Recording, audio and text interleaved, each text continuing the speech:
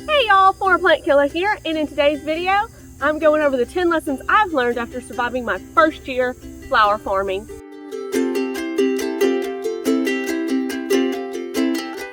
If we're just meeting for the first time, my name is Jessie, and well, I'm a former plant killer. I'm located in Zone 8B, North Louisiana, and I just am about to finish my first year flower farming, and I'm happy to share the lessons I've learned with you. Trust me, if this former plant killer can grow a flower farm, so can you. So let's go over the lessons that I learned.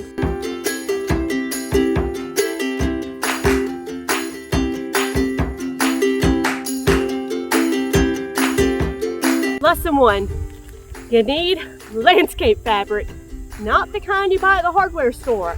You need commercial grade, woven landscape fabric. As you see this behind me, this used to be the lily bed. Let me give you a preview of what it looked like a few months ago.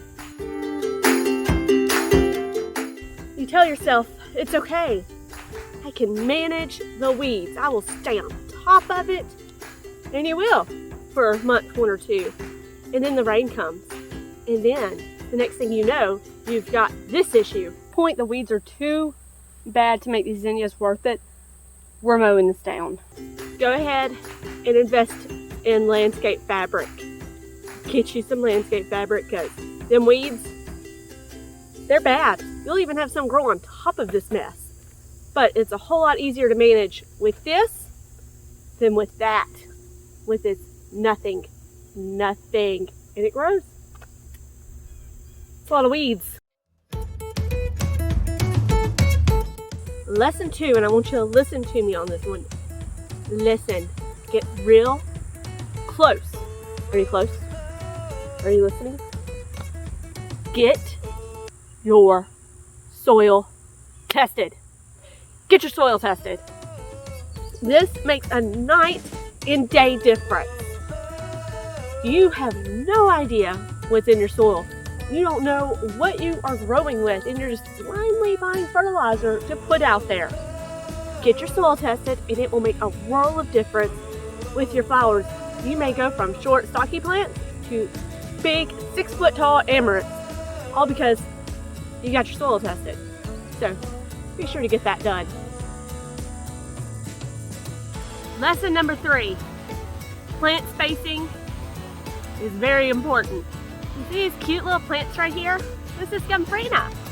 And I spaced her out about 6 inches. Should have been probably a foot.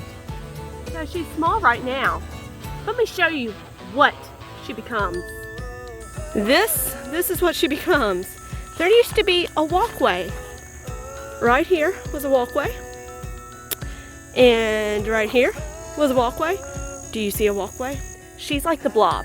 She took over everything.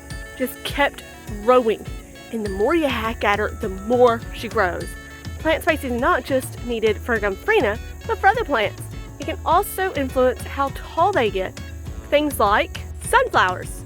Depending on the spacing on sunflowers, you can either get really thick stems or really tiny sunflowers with skinny stems. So be sure to master your spacing. Lesson number 4, irrigation. Make sure that you figure out what kind of irrigation you want. You out here with a hose during the summer is not fun. It takes hours to water by hose. You don't want to do it. You're going to be too busy harvesting, weeding, just trying to keep up. Don't do it. Invest in some drip tape, invest in some kind of irrigation system so you're not having to worry about it.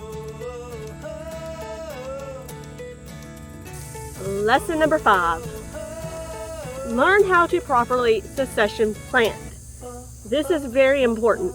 Things like sunflowers really need to be planted via succession planting, which means you're planting at multiple times. And things that you wouldn't normally think to succession plant really need to be succession planted, like zinnias. You're going to feel like you need to fill up the whole bed. You gotta fill up everything. No, you don't. Do not fill up the whole bed like I did, because then you have no room to succession plant. And make sure you're succession planting correctly. You want to make sure you're watching where that sun is. If the sun's coming up this way, you need to plant this way. Nice long vertical rows. Don't plant a succession plant horizontally, because your larger plants are going to block out the light of the smaller plants. Ask me how I know that. I've learned. So have a plan in mind. When are you going to succession plant these, and where is the room going to come to succession plant these?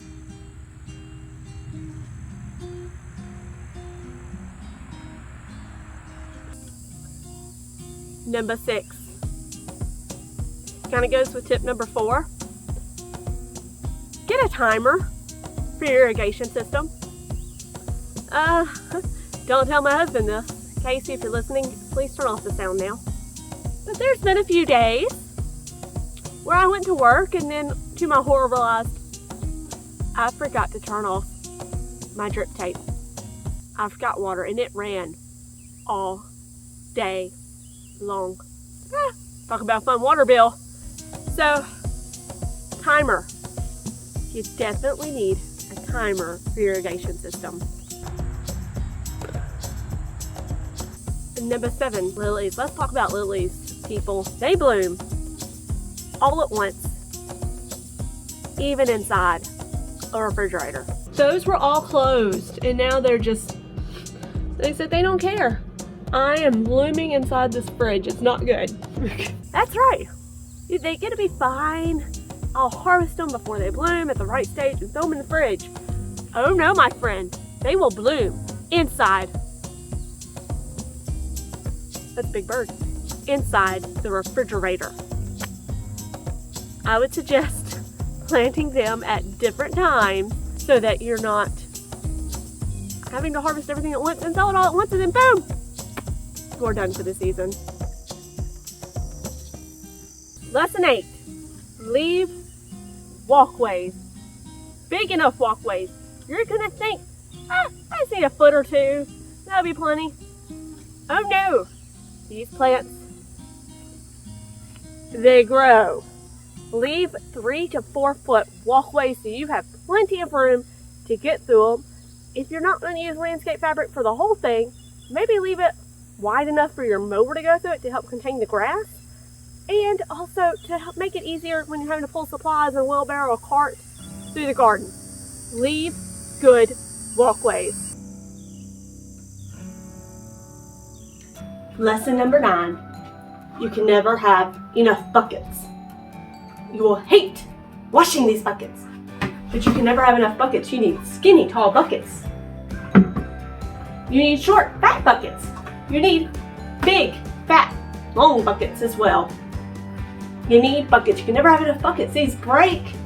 And then you also just need some for your flowers, and you need some for this. You can never have enough buckets. Get more buckets. Lesson number 10 is near and dear to my heart. Do not buy all the seeds. You're going to want to buy all the seeds. Don't buy all the seeds.